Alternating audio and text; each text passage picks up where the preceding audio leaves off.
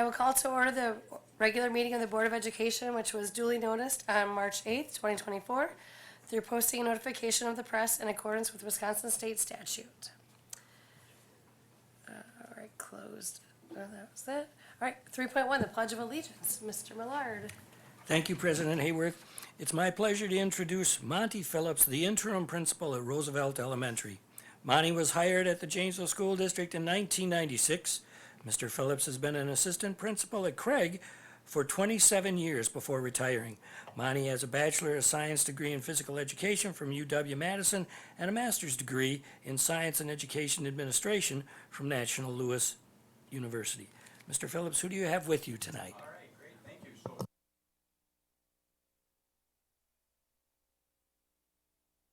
Whoops.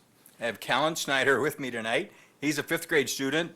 His teacher is Mrs. Vo, and his sister Raina Snyder is a second grader. Her teacher is Mrs. Mullen. Callan and Raina were nominated because of the excellent work they do at Roosevelt. They're also accompanied by their mom back there, taking some pictures tonight. Aaron. You guys ready? All right.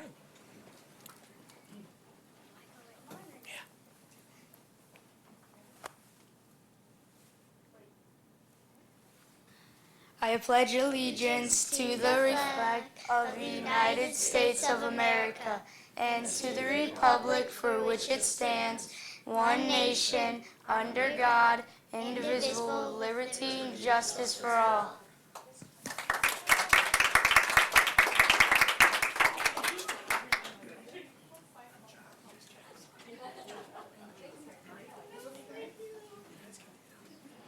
All right. A motion to adopt the agenda for March 12th. Second. All right. Motion made by Lisa, second by Kevin. All those in favor? Aye. That passes, all those opposed? That passes 8-0 with Commissioner Ardrey absent. Safety message, Commissioner Murray. Thank you. It's that time of the year we changed the clocks, and it's the annual reminder to also change the battery in your smoke detector. It's suggested that you have a smoke detector on each level of your home. So if you have a single-story home, you have one in the basement, and you have one on the main floor. A two-story home, you need three. Second floor, first floor, and in the basement. And it says, got this from NFPA, the National Firefighter Professional Association. Roughly 3 out of 5 deaths happen in homes with either no smoke alarm or no working smoke alarms. More than 1/3, 38% of home fire deaths result from fires in which no smoke alarms are present. And finally, the risk of dying in a home fire is cut in half in homes with working smoke alarms. Get yourself a smoke alarm, change those batteries, and be safe. Thank you. Good reminder. And now Chris is going to go change his. Actually, I texted the person who's in charge of running my house Yes. to remind me. There you to go. do that Okay. when I get home. Thank you. That's good. Your boss. All right. Student presenters. So tonight we have Grace Marotta from Craig. And Grace, if you don't mind, I would love to hear what you're planning after graduation, just in case we don't see you again after this one.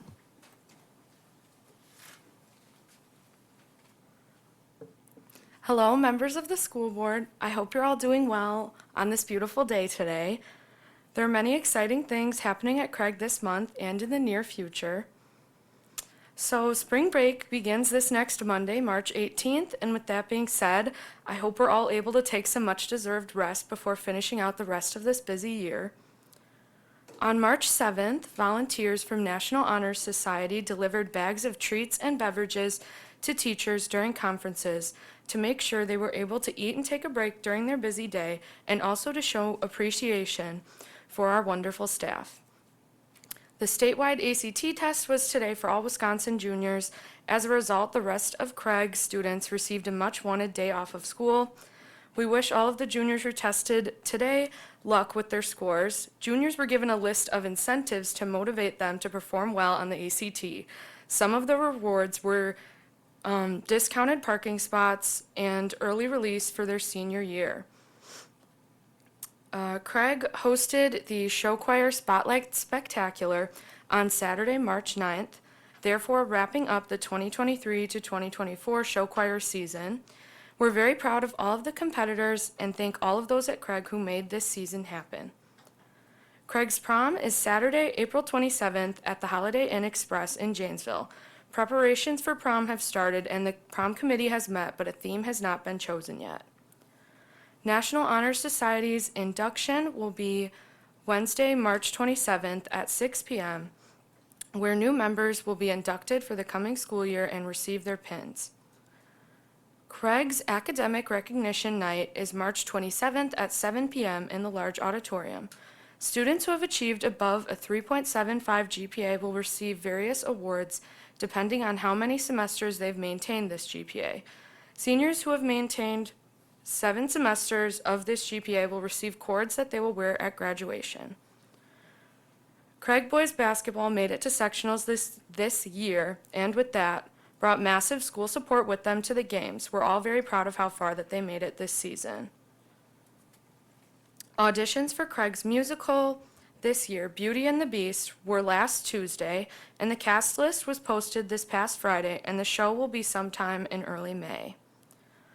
Many members of Craig DECA competed at the DECA Regionals Conference, which was at the end of February, and we're very proud of all of those who will attend Nationals in April.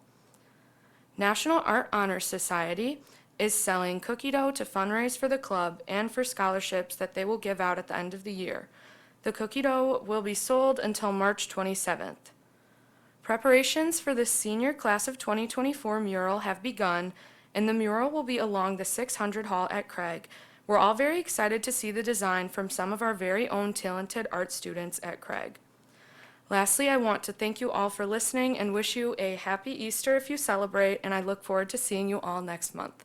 Oh, sorry. So I'm planning on attending UW-Madison in the fall and majoring in biology. So, yeah.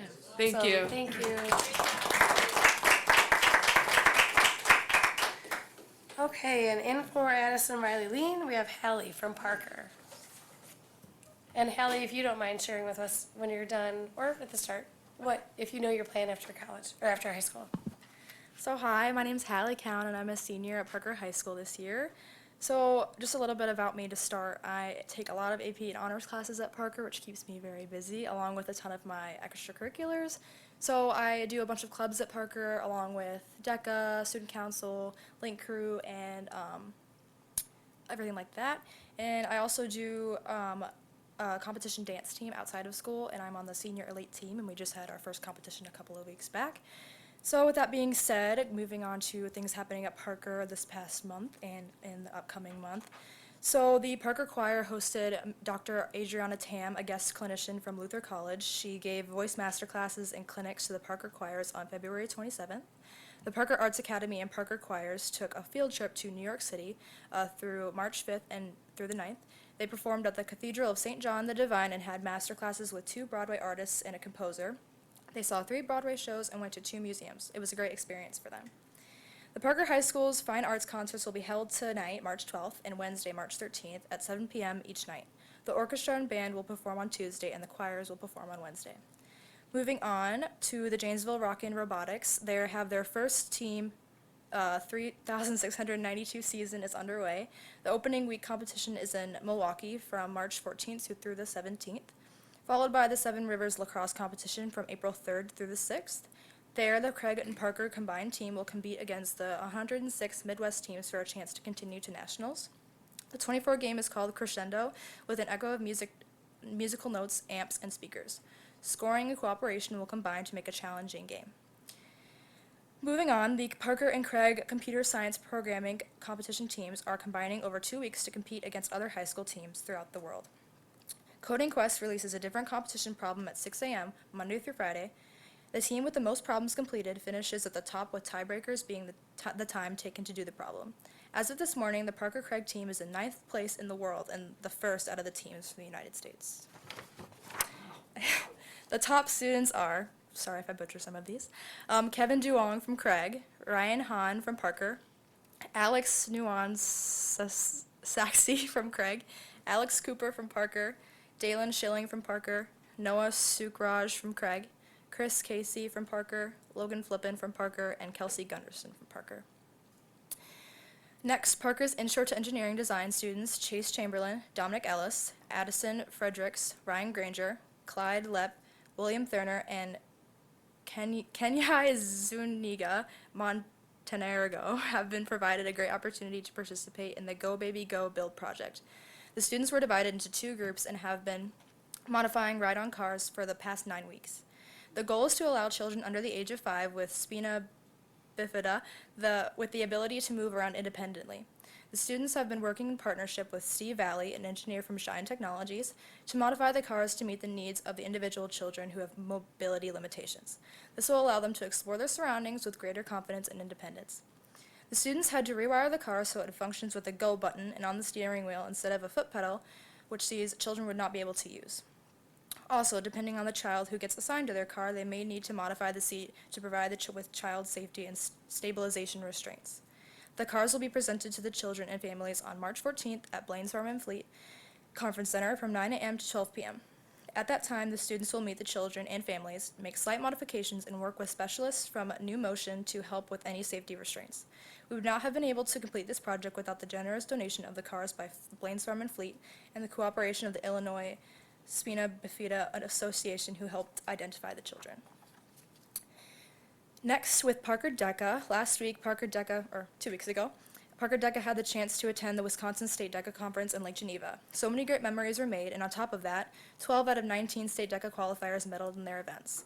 We are so proud of all 19 state qualifiers who worked so hard. Also, a huge congratulations to our 6 international DECA competition qualifiers. With that being said, it is Aslan Lestico, who's a 2-time state champion, Isabel Perry, who got 2nd place in her project category, Charlotte Simmons, who got 3rd place in her project category, Maya Barnes, who got 5th place in her project category, Addison Riley Lean, who got 5th place in her project category, and Julia Jones, who got 6th place in the economics exam category. Good luck in Anaheim, California at the end of April. Moving on to Parker Athletics, the spring season is officially upon us. With track starting last week and the rest of the spring sports starting within the next few weeks, Parker athletes are excited to move outdoors. Before we move into the spring season, there are a few additional winter athletes and teams that we would like to recognize. For the state gymnastics academic, all state individuals were recognized, and the Parker had several athletes who earned recognition, including Gabriella Kamer, Miley McLean, Caitlin Peters, Savannah Schold, Kylie LaChance, Violet McHugh, and Coral Rodriguez. The WACPC recognized their Scholar Athlete Awards, and we had several Parker cheerleaders who earned this recognition, including Chloe Glissendorf, Jamie Hale, Chelsea Levine, Sylvia Zhang, Bryn Gadjusik, Isabel Glass, Ivy Williams, and Lily Bailey. Several wrestlers made the Big 8 All-Conference team this year. The Big 8 Wrestler of the Year was Caden Brandenburg. The first team was Dominic McGuire and Caden Brandenburg, and then second team nominees were Braden Gary, Aiden Godwin, Carter Wesley, and Nate Peters. Moving to girls basketball, we had Harper Brandenburg as our All-Conference Honorable Mention, and Achari Tucker as our All-Conference Honorable Mention. With boys basketball, we had JJ Douglas as our first team All-Conference, Jeff Rowan as our All-Conference Honorable Mention, and JJ Douglas as the Defensive Players of the Year. In wrestling, we had 2 individuals qualify for the 2024 WIAA State Wrestling Tournament. Congratulations to freshman Braden Gary and senior Caden Brandenburg, who placed 4th at state. In boys basketball, we had 2 school records broken. JJ Douglas is now Parker's leading scorer, and JJ Douglas is now Parker's leading rebounder. On behalf of Parker Athletics, as always, we want to thank our school district, our school board, and the entire Janesville community for your continued support. I want to thank you for listening today, and to close off, I am planning to attend Penn State in the fall for architecture, and I'm very excited to continue my education in a new place. So thank you again. Congrats, thank you.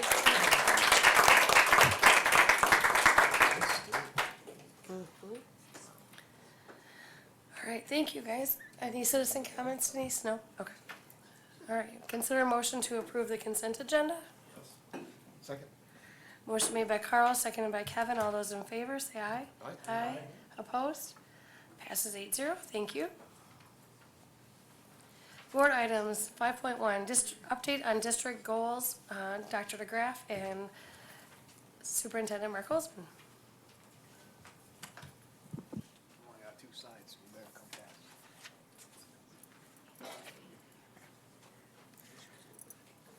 as we wait for the slide deck, I always feel like we're in good hands when we hear from our student leaders, and we're amazed at just the progress. So thank you for coming here and sharing with us, but incredible people with incredible stories, so thank you for that. My job today is to kind of give you an introduction of our progress for student achievement.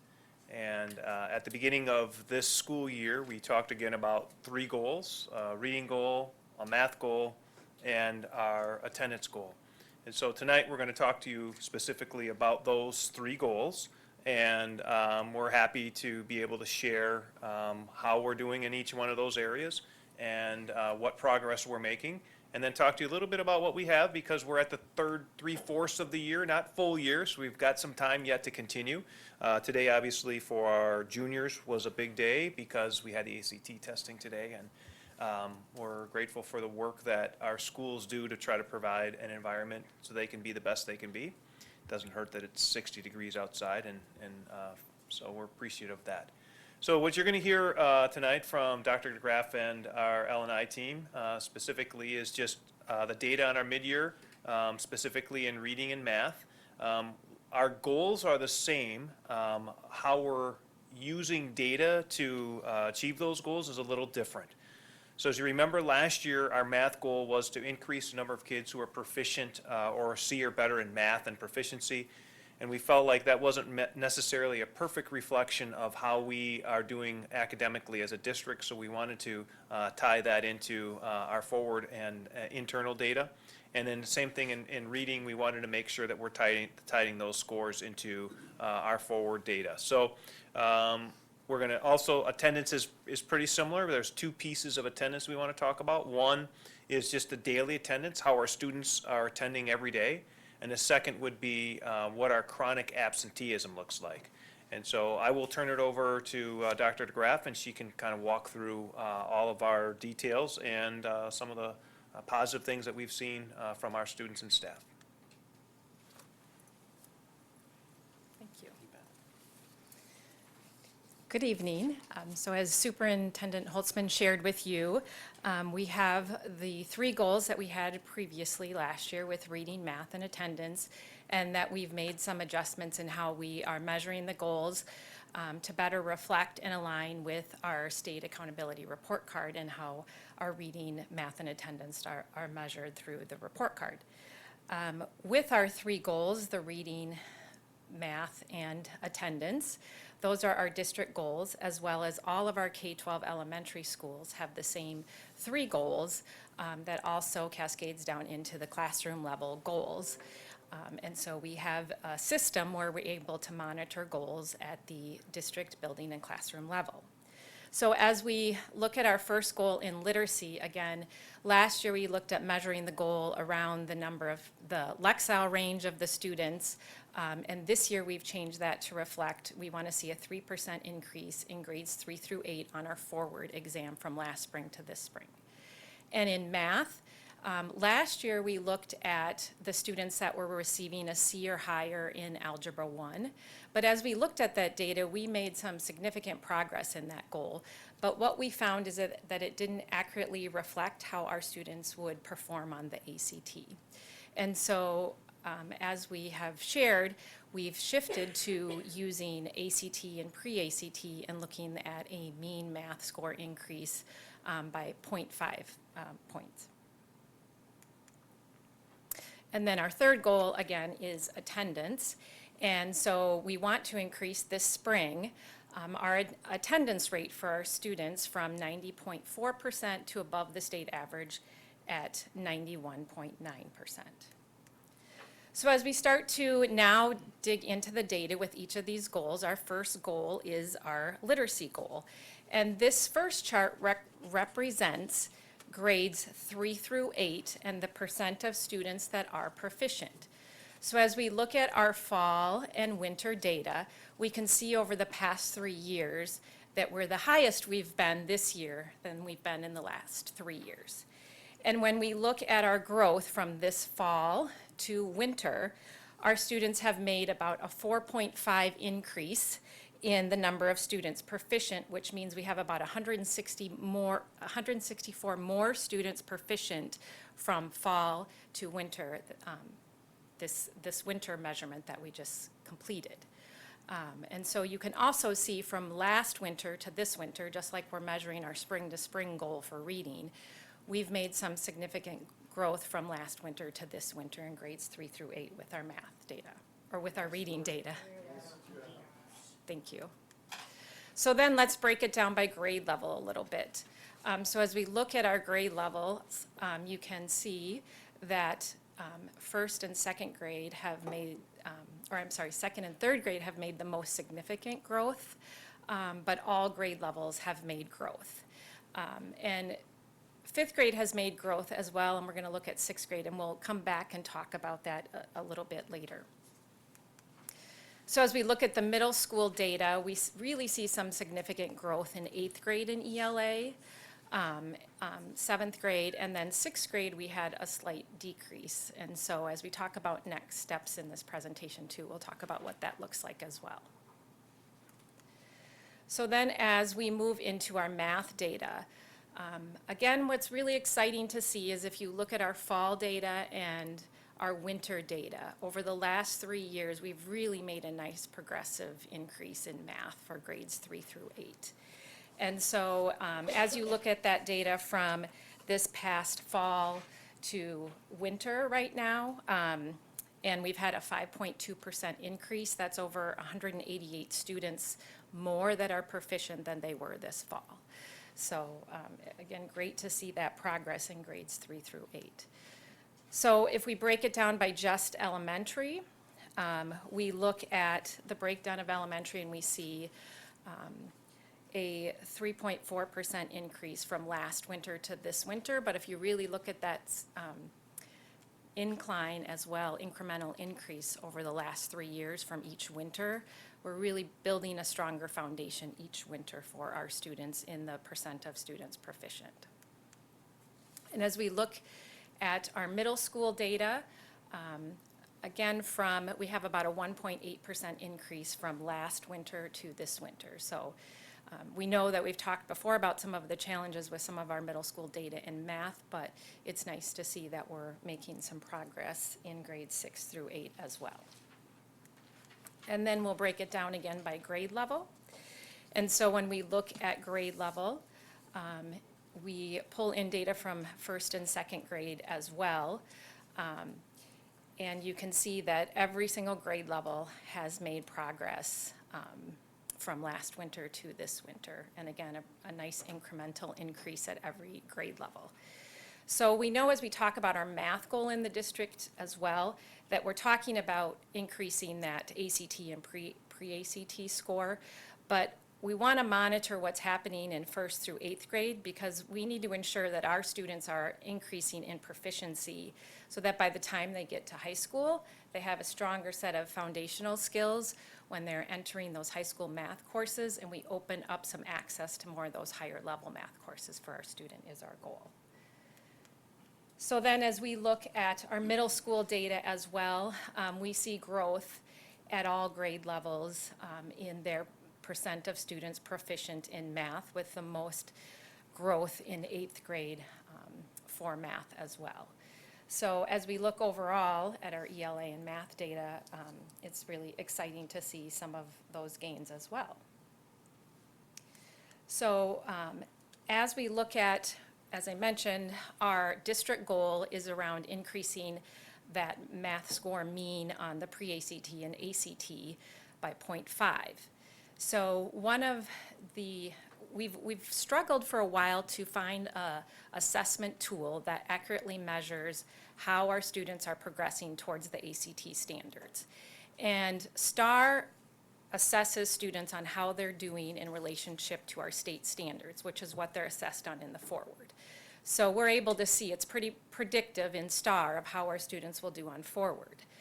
But our high school students are measured against the ACT standards, which are different than the state standards. So using the forward assessment doesn't give our high school a lot of data that helps them understand how our kids progressing on the ACT standards. So Chris Metamwalt and the high school teachers have really worked hard to find an assessment that we can use in the fall, winter, and spring to measure growth. And so in Chris's work with the high school principals, they have found an assessment tool called Mastery Prep that specifically measures students against their growth on the ACT standards at grades 9, 10, and 11. So we feel this is a much more accurate tool. It gives the teachers much better data to say, here are the ACT standards that our students are not doing well on, and here's how we need to continue to focus on those skills to help them improve.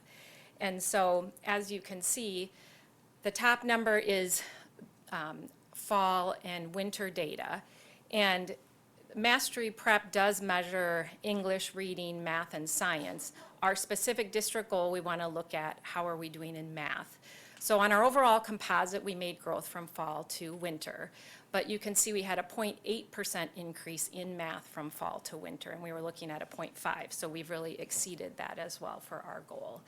So we very much are excited that we have a better tool.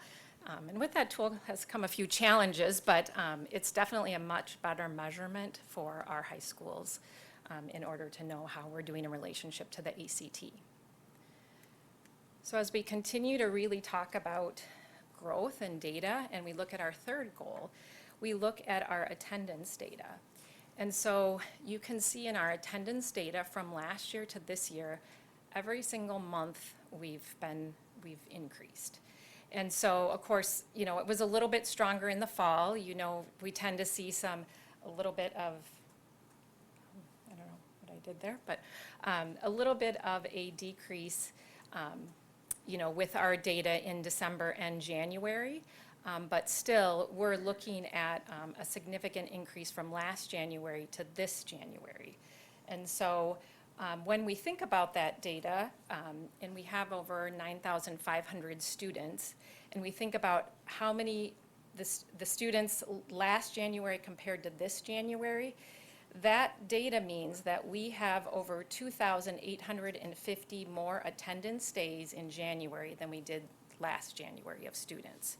So although that, you know, might be a 1.4 increase, that's how many more days students attended based on that. Thank you, Patrick.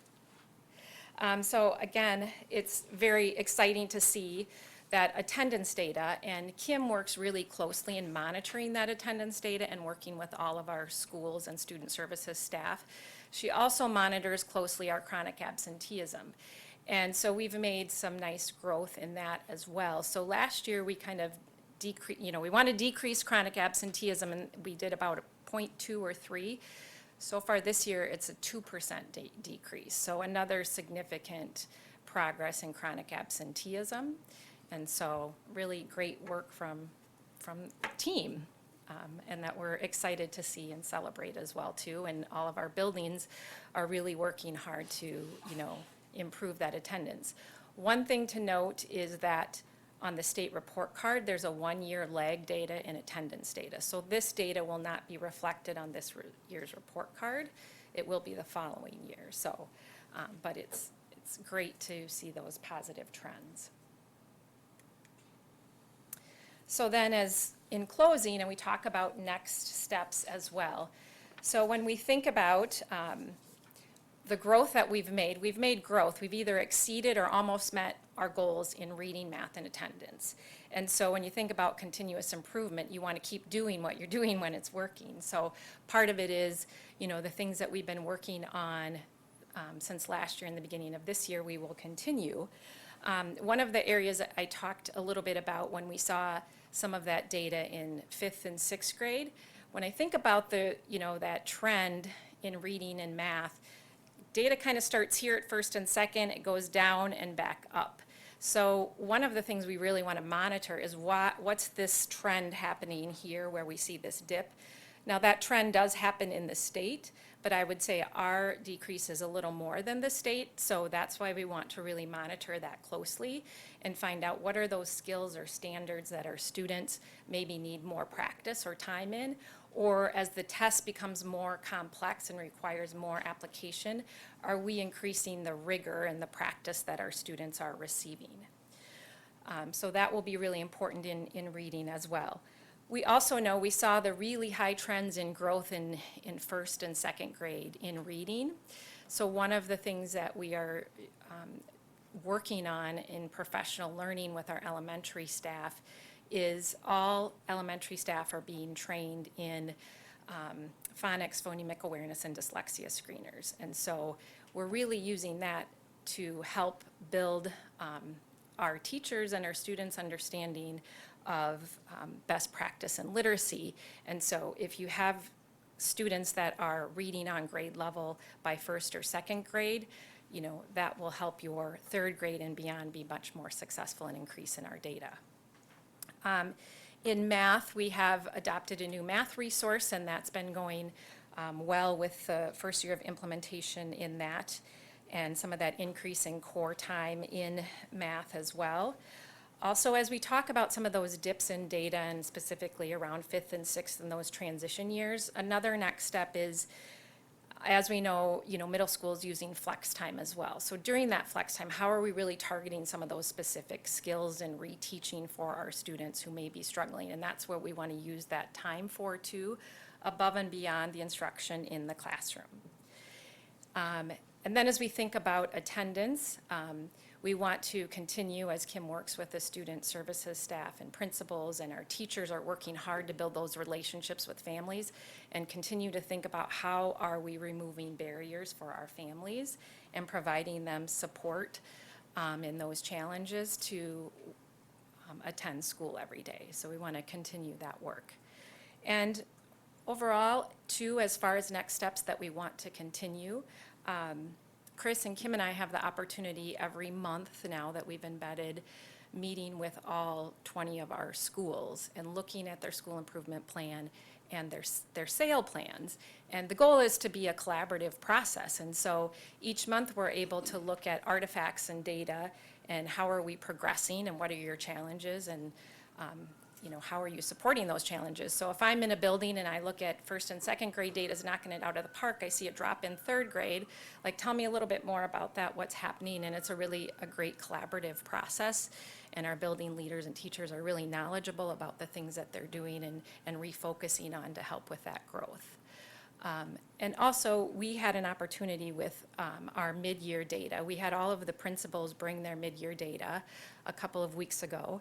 And they had an opportunity to be in groups with other principals and share their data. And they each shared celebrations in their data because, as you can see, there's a lot to celebrate.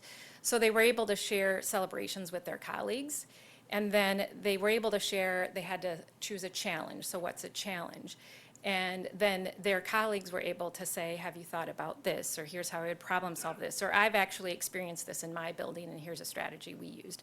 So again, it was a great collaborative process to really celebrate wins and to support each other with all the knowledge and expertise we have to continue to help focus on continuous improvement in our district. So thank you for the opportunity to share with you about our mid-year progress and data. And so I'm happy to answer any questions. I have Chris and Kim here as well.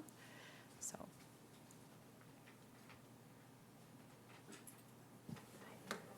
Okay. Do I read this right that, the charts demonstrate good growth? Mm-hmm. Is it alarming to you that like none of the reading or math, not even half of our kids are at or above grade level? And how is this different from other, I feel like we were always like, I want to say like 68% were proficient in math. I'm not sure if that measurement was different but I mean, this is a lot, again, it's great stuff. And I know you're the right person to lead this effort, but it's really alarming to me that not even half at any grade So to level. put in perspective, our elementary math data is above the state average. So we have less than 40% of our students. So we're at like 45%, and the state average is like 42. So yes, it's alarming, but we're above the state average. So, and the same with literacy, we're slightly above the state average. Middle school math has been a little bit below, but that's areas we've really been targeting as well. So Right. I don't disagree that that number is, but in perspective, you know, Okay. we are above the state average. Okay, fair enough, thank you. Yep. You're right on. It is alarming and it's scary that we have gotten, and it's not just in the state, it's across the nation. So I am really excited to know that the work that we are doing here, we are ahead of a lot of other districts, and we know why, because we've got some really great people on our team who are super passionate. We share a lot of these passions and talk about them frequently. So yeah, it is scary, and you kind of start to question, how the heck have we gotten here? But I'm really grateful for all the work going on behind the scenes with our professionals to know that all of our elementary teachers are being trained. It's an aim that they're being trained in. That is outstanding.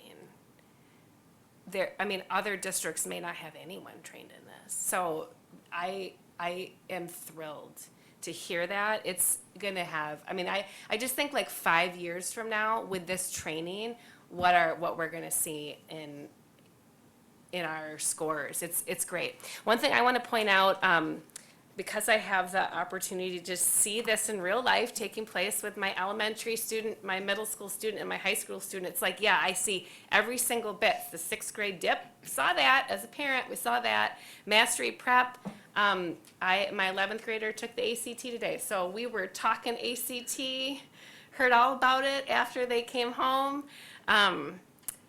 What I want to comment about Mastery Prep is not only is it guiding our educators to understand what areas we may need to change or address, but it's also helping our students to gauge their own learning.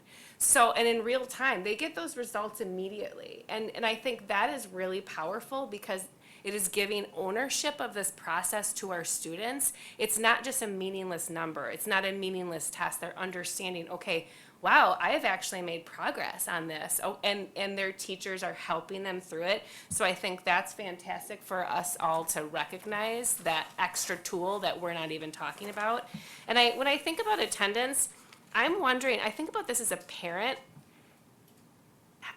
I wonder if COVID has really changed the way families are looking at illness, and maybe and this is probably in some ways not chronic absenteeism, but maybe a good thing too. So when we see some of those numbers, if we're maybe having higher absenteeism, maybe some of those kids are not being sent to school sick. So I'm wondering if our perspective has changed. Years ago, you went to school if you were sick or not. And that isn't always great. So I think that's important to realize that there have been some things that have shifted in our perspective, but this is great. It's exciting to see some of those big changes, and I'll be interested to see 6th grade, but yeah, I've seen that with my own kid, and also it's important for us to realize that the big changes we're seeing in certain areas, those kiddos have had this new curriculum that has been better aligned to the standards and so some of those middle grade students were on older resources that we weren't in this upgrading process yet. So I think they're in that group of catching up. So thank you. I always appreciate hearing your reports on this and your tireless work. I really appreciate it. Thanks. Thank you very much. And there's a lot of good news here. And I know that there's a lot more work to do. Yes. I have a couple of questions about the high school data.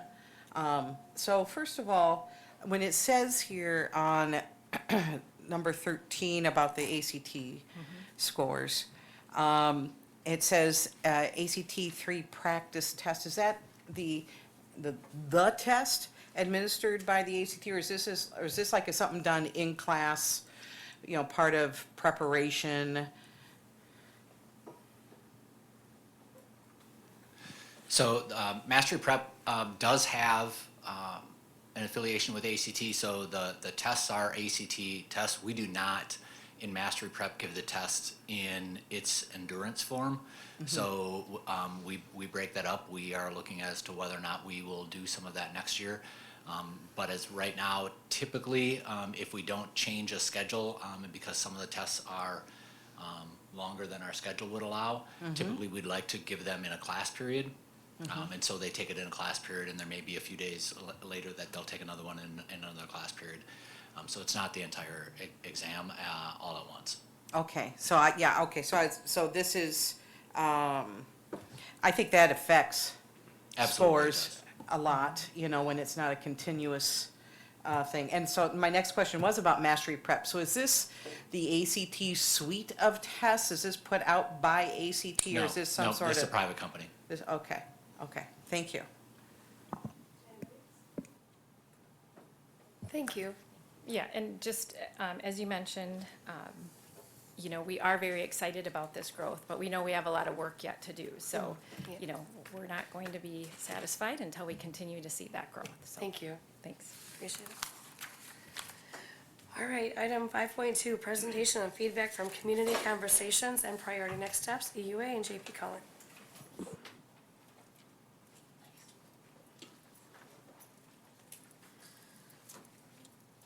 Okay, I am going to start the conversation, and with me at some point tonight will be 5 others. So Bob, Kit, Allison, Dan will all be helping some of this process. And we're going to try to talk through a little bit about where we're at. So we want to talk about our feedback from our community gathering sessions. We also want to talk to you a little bit about our prioritization, where we've gone since the last time we met at a board, and what some of the work that we're doing on a regular basis. Just in general information, the EUA team, JP Cullen, Point of New Beginnings, our team, meet every week and sometimes twice a week, trying to either provide information to the board for presentation or to our community groups, to narrow the scope and the focus down from that original number that we talked about, 578 million.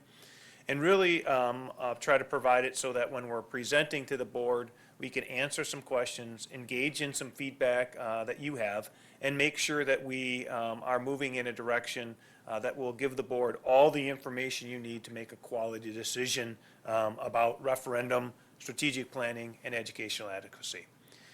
So tonight, just want to try to circle back to this big picture and why. And when we talked about our strategic plan, we talked about our student academic excellence, we talked about our staff excellence, the operational excellence, which we're going to talk a lot about tonight, and that family and community partnerships. So we hope that the work that we're doing drives one of those 4 academic excellence. So we talk about educational adequacy and how do we support student learning. We talk about our staff, our community, and our partnerships. So as we look through this big picture why, we just want to make sure that we're founded in what's best for our kids, what's best for our staff, and how we're going to utilize our resources. So when we think about our district facility goals, we looked at our facility goals that the district adopted, I don't know, that was 18 months or so ago. They really align with some of the questions that we asked you to struggle with when we did that survey. And they come up with safety, it comes up with accessibility, talks a little bit about cost effectiveness, our sustainability. We want to be adaptable, flexible, equitable. We want to make sure that we provide an engaging and supporting learning environment. So as we work through the conversation, it seems like we're right on track. Like we're doing all of the things that we talked about, our facility goals, all of our things that we're talking about with our strategic planning goals align, and really hopefully will allow us to provide some of that qualification for operational excellence. What does that mean for us? How do we prioritize and what we move forward? So one of the things I want to just acknowledge is there's a lot. You just heard a presentation about our student goals, and tonight we've got 40-odd slides to kind of work through. So we want to make sure that we're keeping you engaged, and so we're going to move from one person to another a little bit here, just to make sure that we're allowing you to have some time to think about questions you might have. And if at any time during our presentation tonight, whether it's myself, I'm going to hand it off here to a second to Kit, or whether it's Bob or Dan or Allison, we're all here to try to provide you with information in a short, succinct moment. Knowing that if there's any time outside of tonight, you want more information, you'd like to talk to me individually, you'd like to talk to Dan or any of the other folks, we're available to do that. Our goal is to make sure that you feel comfortable and informed when you decide to make a decision. So where we are, it seems like we've been doing this for a little while, but you see that goal moving a little bit. So we have our goals the same, but our time frame is moving. And the weather at least would say we're spring. Maybe the calendar says we're still in the winter. But we're really working hard right now on developing and refining those projects. And what does the scope of the work look like? We want to make sure that we take the community input, the board input, and our staff input. And from there, we're going to, kind of move into that area where by the summer, we're going to finalize that project scope. So we really are in this developing and refining options. And then again, talking about those options as we try to identify those, we'll then create some of those options. We'll have some solutions potentially, which will have dollars attached to those. So I am happy to turn it over to Kit from EUA, and she's going to talk to us a little bit about what we heard from our community and our staff from our surveys. Thank you, Mark. Got it. Oh, yes, sir. Good evening. Good to see you all again. Kit Daly, EUA. I think you have this presentation in your packet or available to you, so we'll kind of move through our information, but I did want to take a minute as part of the process. We've been talking all along about wanting to make sure that you as a board have access to community and staff feedback every step of the way, right? So one of the things, if you recall, that we did recently was host some community engagement, right? We had some staff engagement first. We offered sessions at each of the middle schools. Then we offered 3 community-wide sessions that happened at the end of February, last week as well. I think that was last week. Yes, it was last week.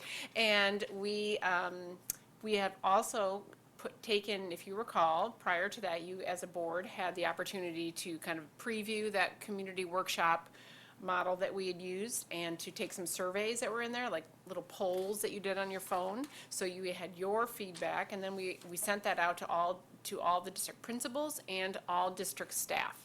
So over the course of the last several weeks, we have been able to gather some high-level feedback and perspective. And so what we have here is just a brief report out of that, both from the board, your perspective as a board, which was done first, right? Just to kind of tap into what you were thinking and feeling as you have been doing this work, as Mark said, for quite a few months already. So you have a deeper knowledge base about the buildings and your facility needs and how they align with your goals. We did some community feedback as well as staff. So as you kind of look at these pie charts, it shows you the response in terms of just the demographics, parent, staff, community member. You could choose more than one if you are all of those things, for example. So that just tells you a little bit about the outreach effort. And I also want to reassure you that having 30-ish community members show up is very typical in school districts. The larger the school district, actually what we tend to see is the smaller the engagement at in-person meetings. This only has become something that was even more significant factor since COVID and since everybody got very comfortable staying at home in their pajamas. So don't take this personally. Number one, you put the invitation out for everyone to participate, and that is critically important. And people did learn about your facilities. That's also been communicated through all the work that Patrick has done and your news media has shared. So I'm confident that the word about your facilities planning is much broader than is reflected in your community engagement sessions. And keep in mind, this was sort of a first step in that process, knowing that we are really preparing heavily for a community-wide survey that's going to go to all households in the school district, not just parents, not just guardians, not just staff. Every household in the School District of Janesville will receive a survey and have the opportunity to weigh in. So that's sort of what we're working for in the next few weeks and months. You will hear a little bit about that at the end of our presentation tonight. So just to reassure you, you are very much the norm in terms of not the strongest amount of people coming to meetings.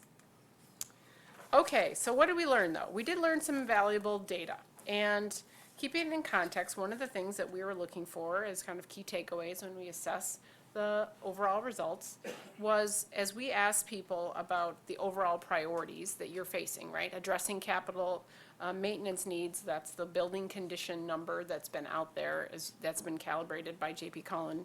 Modernizing your academic environments, modernizing your performing arts spaces, modernizing your athletic spaces. All 4 of those across the board, every group that responded to this survey equally responded that the number 1 priority was addressing your capital maintenance, right? So addressing those identified building conditions. So that's great data. That assures you that your focus on maintaining and looking at your existing facilities and trying to prioritize those needs, those critical and poor needs, number 1, that is clearly what your community and your staff support. They understand that. So that is really good data to help ground us as we keep moving forward in the narrowing of this work. I also want to say that the other component that we spent some time testing was going to that next level about the educational adequacy, right? So when we talk about that term, which you guys are real familiar with now, it's really about the learning environments. How do they function? How do they support what you're doing? And how do we break that down into different components? There's lots of different ways to tackle that. And so as we broke that down, there are actually 10 different sort of metrics that we measured and asked people, you know, if you have to prioritize, if you have to rank addressing these types of needs, what matters the most to you? So first, what you see here is just the data that compiles that. This is your feedback from you as a group that did this work first. And so when you were asked to prioritize these educational adequacy components specifically, you ranked them as number 1, enhancing safety and security throughout the buildings. Number 2, creating student collaboration areas. And number 3, modernizing career and technical education areas. And those three categories in that order. That was your board perspective. It doesn't mean you don't think the other things are important or valuable. That's what force ranking requires you to do, to make some top selections. So that was your feedback as a board. As we then advanced to the staff priority, we asked the exact same questions to the staff, and they were very similar. In fact, what's interesting is you compile and look at all 3 of these cohorts, all three of the top 3 topics were the same.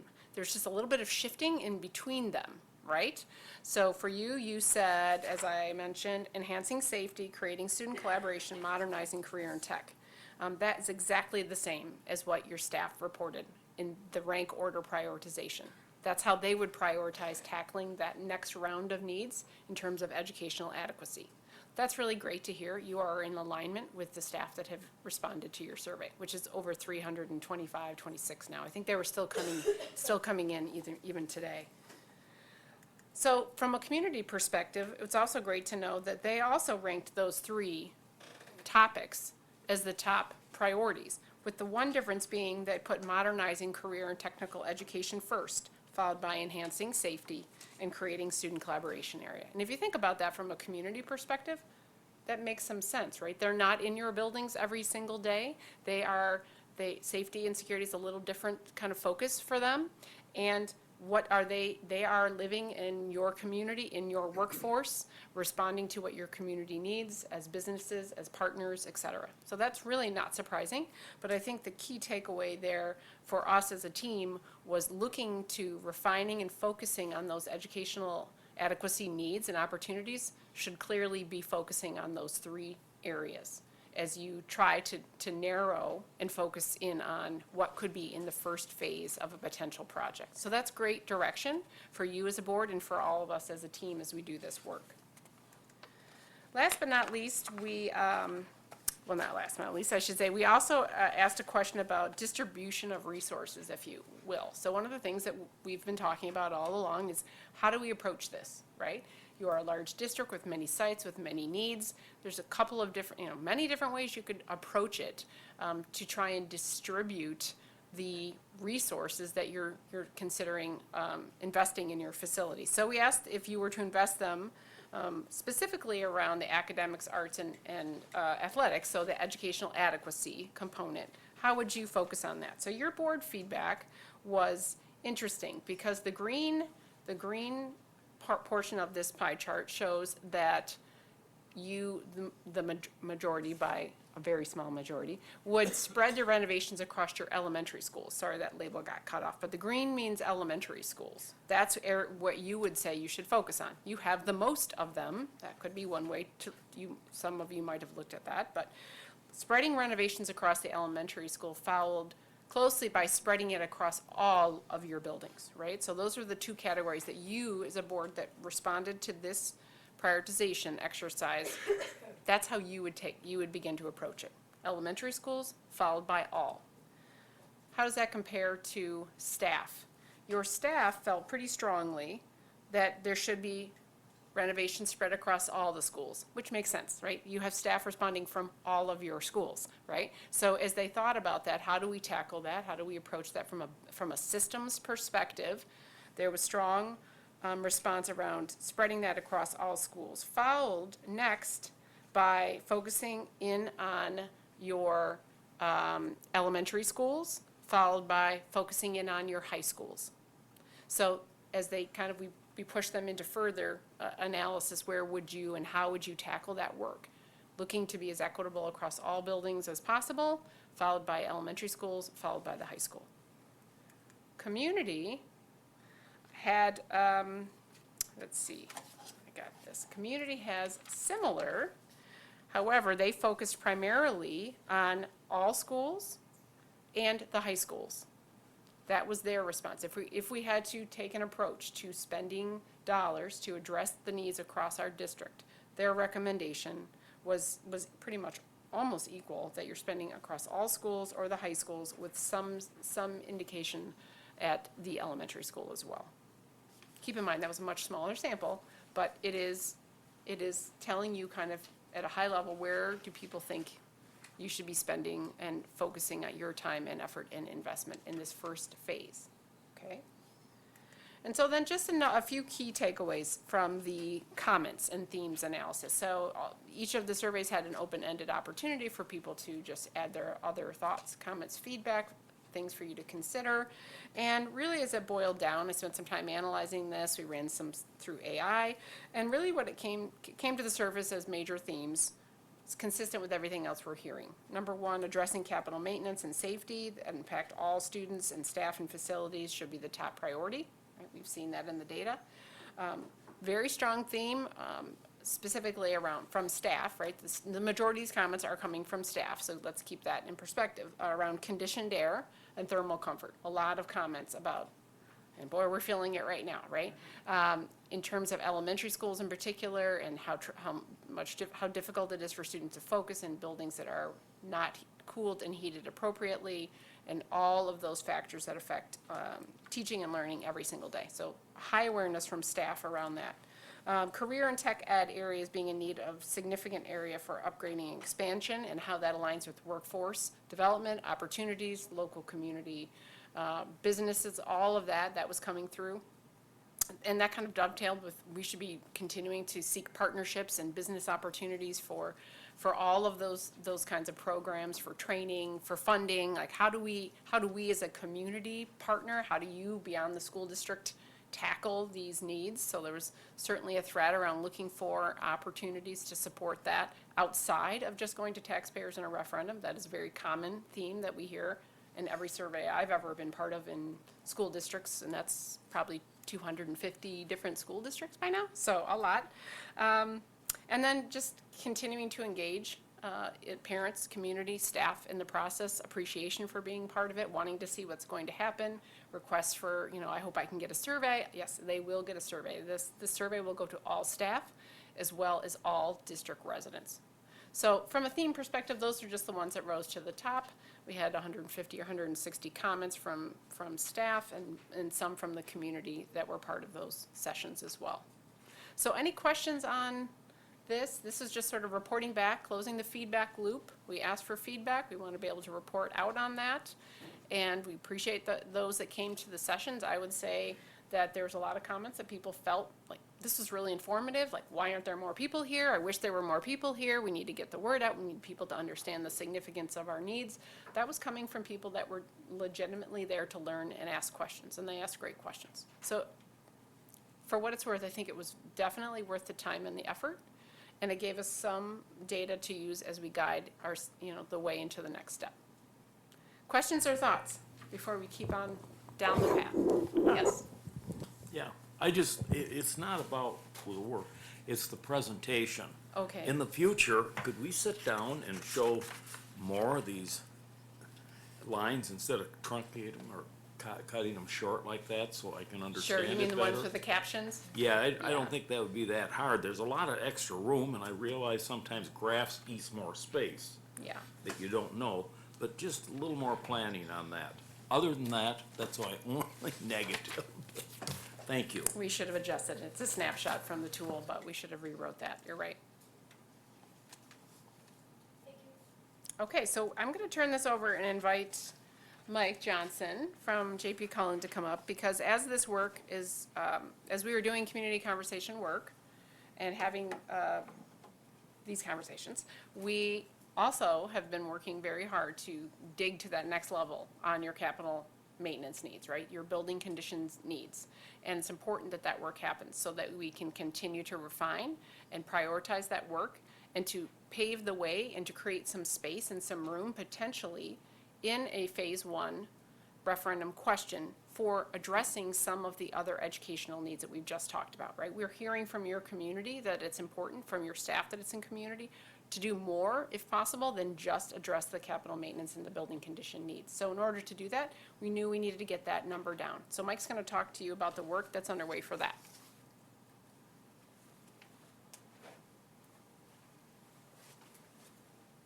Thanks, Kit.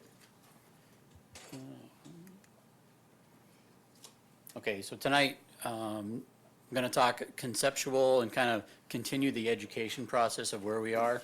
We're not going to talk specific numbers or details, but we're going to talk, again, education. So this slide is familiar. It's not new data. This is, again, just showing the 578 million that Mark talked about early on. Again, capital maintenance. So in what we have done in the last few weeks is right the big red wedge. We are starting to focus on that. And in the presentation of this data, right, this is really just the overall list of needs in the district. And now that we have the feedback, right, we can start to understand some of the themes and the equity of how this could be distributed across the district. So we're taking that wedge and we're not looking at it from a scorecard value. If you remember, we had 1s to 5s, critical to great. So we're getting away from that scorecard assignment. Really, at that initial assessment was a tool to help us determine where to focus. And now that we know where to focus and we start to partnership the feedback knowledge on, again, themes and distribution, and we can start to take that focus and focus more. So we're going to start to transition tonight. Can you go Yes, sir. back to the last slide? Yes. Why is there no gray on that pie? Yeah, we'll get into that. I'm sorry.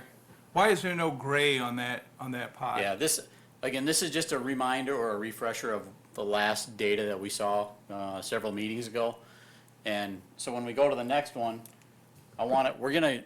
conceptually, we need to get away from scorecard assignments. And that's where, when we look at January 30th, we looked at the stop sign Pac-Man combination pie chart in a scorecard mentality. And we're starting to transition away from a scorecard mentality to a school district priority mentality.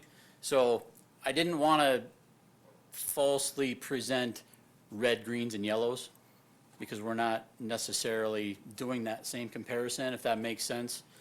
We're going to focus on a phase one, which Kit said earlier. Phase one to us equivalates to potentially November referendum, and that's what we want to focus on, is developing that scope. As we understand that scope, we can start to educate the community and the board members and stakeholders on what that scope is. So we're starting to hone down the 358 million to a reduced number, but the reason we can't go into specifics is we also need to start pairing that with educational adequacy, which our team will talk about later. So the gray part, to respond to your question, is we just know that that's a big wedge that has to be addressed, but it's future. Future in our context means after November. It's a future phase. It's potentially 4-8 years plus out, right? It's potentially a second referendum or other funding sources. We don't know that solution yet. So we're just saying tonight's focus is on the red wedge, the phase one project. Okay? Good question though.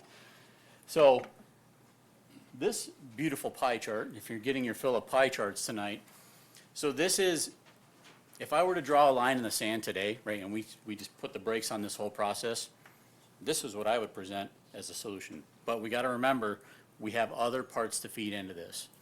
But that red wedge, if we were to look at that in a greater detail, it is distributed amongst virtually every facility in the district, with the exception of, I think, Monterey and Riverside Park. They're identified in there, but they're at a 0, and that's part of the community response. So when we looked at the feedback, right, we talked about, we got responses on spread equally across the district. Now, are we necessarily equally?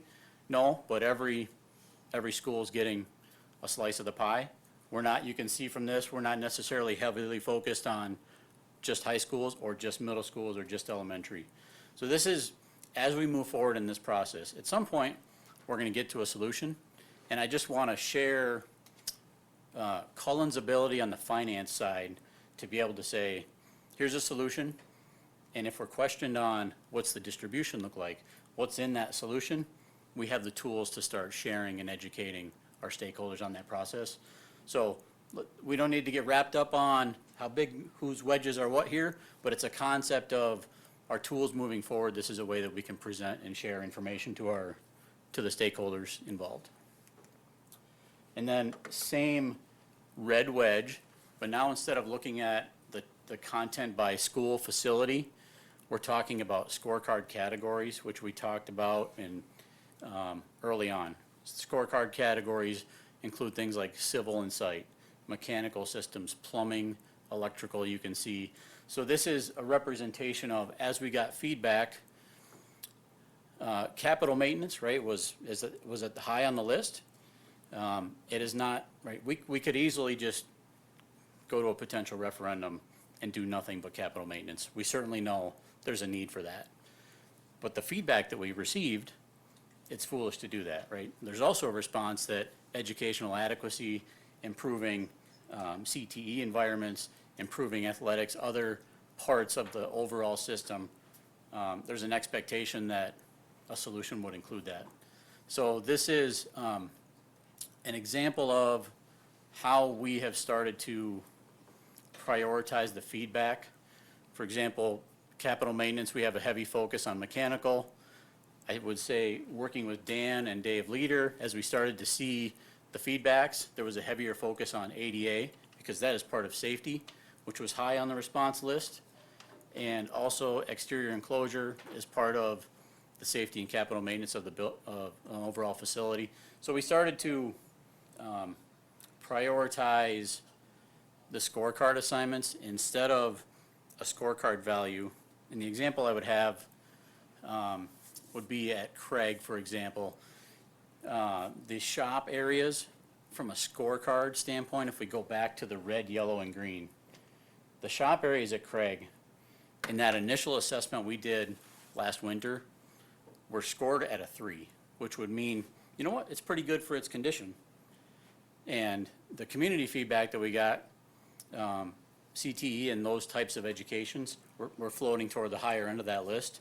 So from a district priority standpoint, the recommendation is to move high school level shop classes to the phase 1 recommendation, right? That's an example of how the community feedback and the district's priorities like partner, but can also go in a different direction than the scorecard, if that makes sense, as an example. So that's why I've said earlier, our solutions are always revising, they're not final, and that's another example of why we can't quite get to a solution yet. We're still working on processing the feedback, because we did get quite a bit of feedback, and also there is just a lot of raw data to go through. So that, I think that gets, I want to stay, I guess, short and sweet, because we have quite a bit to get to on the educational adequacy side. So I'll open the floor to questions, if there are any, or comments? Thank you for all your hard work, everybody involved. But I just a thought came through my mind the other day, and maybe Dan can help me. I don't know if you were here when this happened or not. I know Scott was here. Several years ago, we contracted with this firm called UNESCO. And didn't they do the same kind of thing for us? Sure, great question. So we did engage UNESCO approximately 2016, 17. They did a ton of what we would call energy efficiency measures, predominantly at Edison. So that was under the guise of what was known then as an Act 32, right? So a district, any district in the state of Wisconsin could exceed its revenue limit authority for an energy efficiency measure, right? So it's almost a replace in kind. A two-pipe univent for a two-pipe univent type system. Not necessarily improving the IAQ from a conditioned air standpoint, but really replacement in kind. Moving from a T8 light fixture to an LED light fixture. So there always needed to be an energy component. So certainly when we look at the mechanical, there are aspects of that, but I would say we're taking a much broader view of not only looking at the mechanical, the ADA compliance, but also taking a look, as I believe Mr. Morris will share shortly, the educational adequacy of our space. So in short, it's a deeper dive. But did we use any of that data? Because that was a hired firm, right? I mean, is that UNESCO stuff just kind of like, well, we did that before, well, let's forget about that, let's start over? And because it appears to me that UNESCO report was very comprehensive. It wasn't just Edison and light bulbs. Correct. It was a district-wide, Yeah. and more than Edison and more than light bulbs. It's taking a look at your water consumption, right? It's really heavily focused on the mechanical aspects. You could also perhaps, with the UNESCO study, take a look at the building envelope. So whether that's windows, but it's hard to get an R value. Oh, you can get an R value, but you'll notice when we did Edison, we didn't do windows, right? We really focused on plumbing and mechanical aspects of that building. So yes, it's there, right? It's in a 3-ring binder somewhere in the district, right? But again, that data is also getting old, because if we go back to even, and Mike has touched this in the past, it's one of the presentations that we've done in terms of, right, the inflationary cost of construction. So the data is there, projects are there, but we would have to apply that value, if you will, inflationary value to that work. And again, I'll say this is a much deeper and broader review.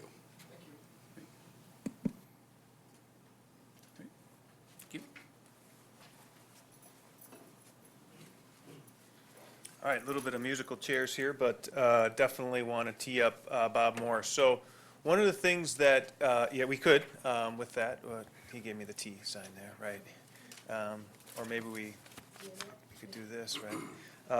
One of the things that we want to do is, as we continue to drill down into this capital maintenance, we know that that's really important.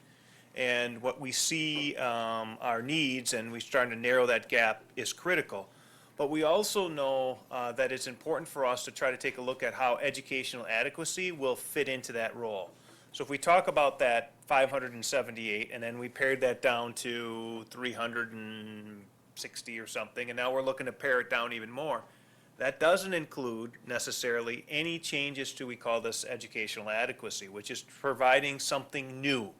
And so what I'm going to do is I'm going to introduce Bob, and he's going to talk us through a little bit about what that looks like. And then we're going to have some conversations, again, as we talk about how do we balance both as we try to improve some of our academic structures while making sure we continue to provide resources to maintain the necessary things in our physical spaces.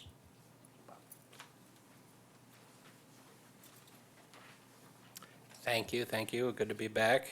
I have to remember which direction goes forward. There we go.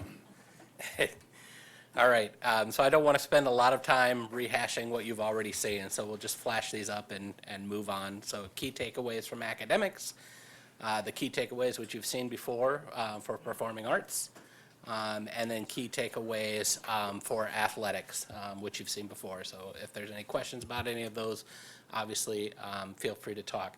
What I do want to spend a little bit more time on tonight is what are the implications of those key takeaways when it comes to projects that would potentially have space allocations and therefore some substantial costs involved with them. And so as we look at those key takeaways, especially for academics, what we're looking at as potential projects that could come out of that are the creation of flexible collaboration spaces, which we've talked about before. Those are those sort of informal areas where breakout work can occur and different kinds of educations can happen where we can support project-based learning and more informal interventions. But within that, then, we also talk about small group instruction opportunities, which are typically smaller spaces where quiet, more introspective work can occur that are usually associated with those collaboration spaces and the large group classroom instruction areas. They create those places for students who need quieter environments or where interventions need to be in a more isolated environment instead of in a more open space. And then for all of that to work, we need transparency and greater security compartmentalization so that we can have that transparency within that environment without sacrificing the safety of the environment. And the important part of all of those are, in order to create those spaces, that requires a deeper intervention in the structure and the configuration of the school building. So we can't do a one-to-one replacement like we would look at for maintenance. We're looking at potentially doing major renovation or restructuring of buildings to address those concerns. So again, I'll throw up this example just as a reminder of what that might or could potentially look at. This is an example from a previous district. So you can see on the left, a traditional environment that's very similar to what you have. We sometimes call that cells and bells. And then on the right, what we're creating is that combination of the collaboration spaces and the small group instruction spaces, that really variety of spaces to support a variety of modalities of learning to really support your academic goals. The implication to all of this is that it's not a one-to-one relationship. What we have in your current environment, it requires some space to do what we're talking about in that after scenario. So one of the questions we've been tackling is a greater understanding of how much space is available in your district. Do you have the kind of space that it would require to get into this kind of level of renovation? And the good news is, in a nutshell, you do have that kind of space, and we'll get into that nuance a little bit further. But first, we wanted to pause and talk a little bit, if you have questions about what we mean by educational adequacy and the types of projects we're exploring. The exploration of these projects has to go hand in hand with the exploration of the capital maintenance projects so that we can put together a combined project of what goes forward for phase one. So questions on educational adequacy before we move forward? Yes.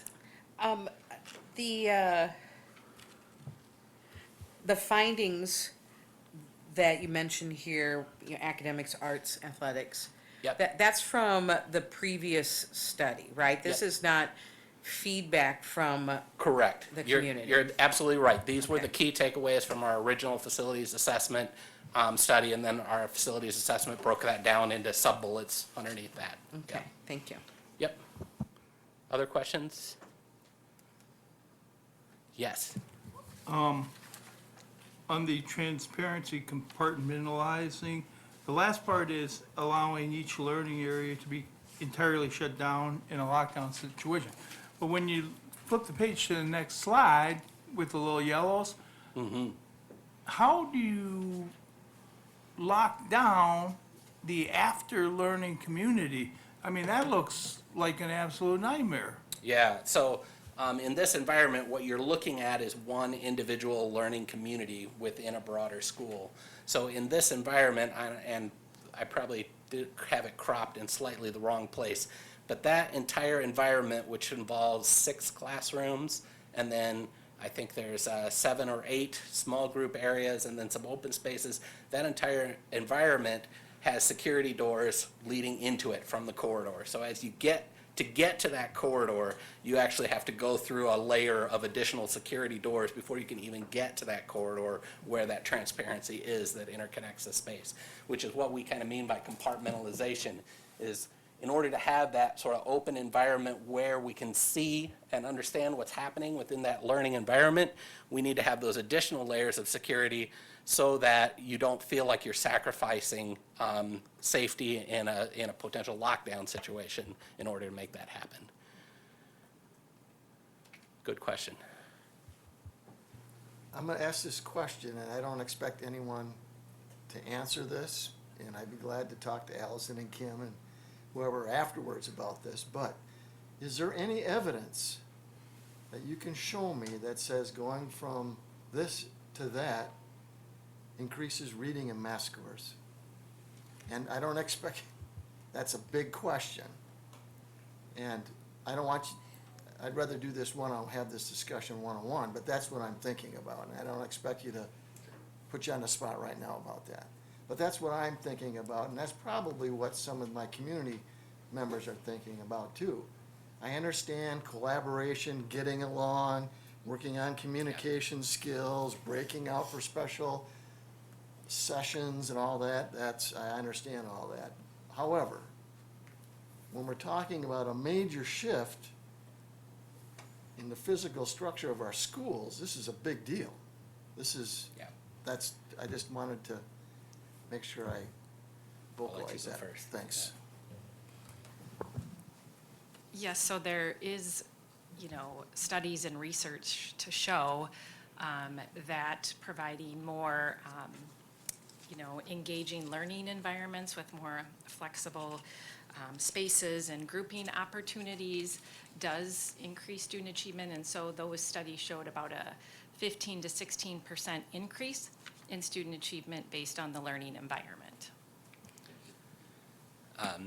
And part of what you're saying is really sort of going at the heart of who I am as a person, right? Because as an educational designer, obviously this is near and dear to my heart. Does this actually make a difference, or is this all sort of designer fluff?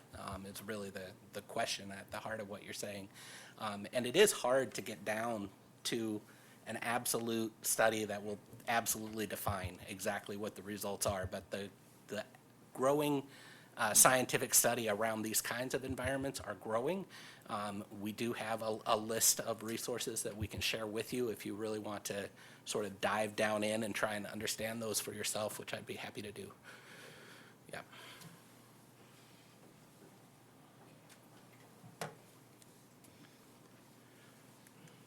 All right, any other questions?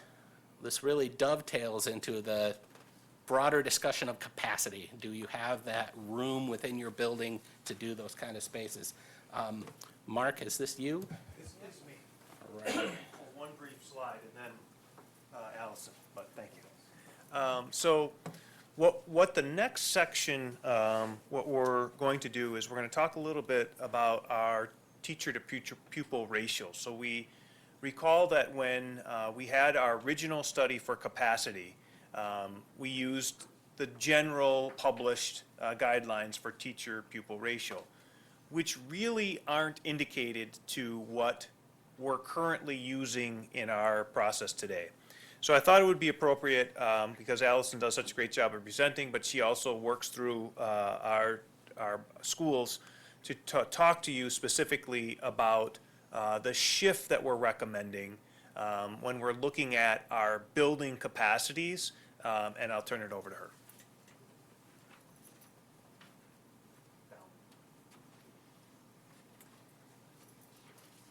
Yeah, so as we look at our TPR and previous TPR numbers that we have used in order to look at what is our full building capacity and section numbers, we've used the TPR in K2 or K3 to 25:1. And as we get into grades 4 through 8, more of a 30:1 ratio.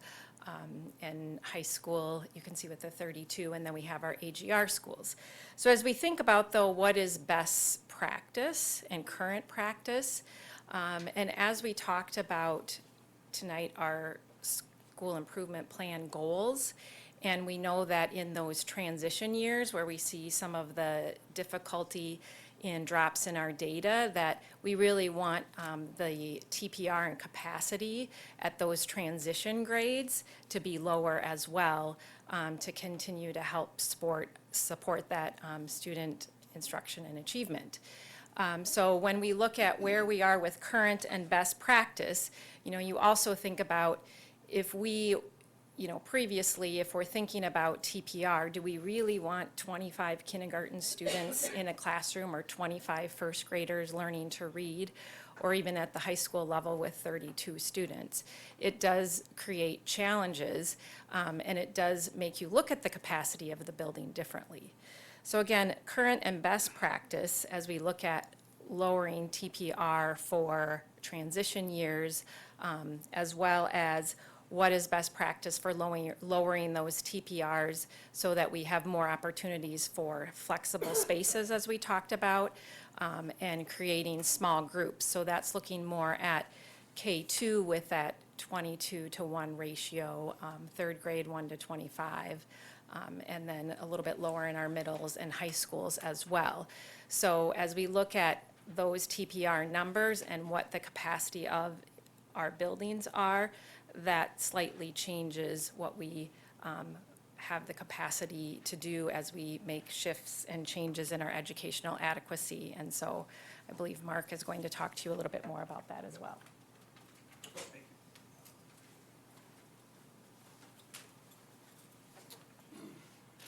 So based on this recommendation of adjusted TPR numbers, what we did is look at your current capacity in your building. This is summarized from the previously released capacity report that EUA did in 22-23. So based on that report, what you're looking at here is the 12 elementary schools on the bar to the left, the middle schools in the middle bar, and the high schools on the right bar. And what that report found, using your current, not the recommended, but the current TPR ratio, is at the 12 elementary schools combined, you have remaining capacity for up to an additional 1,202 students. So a fairly significant amount of capacity left at the elementary schools.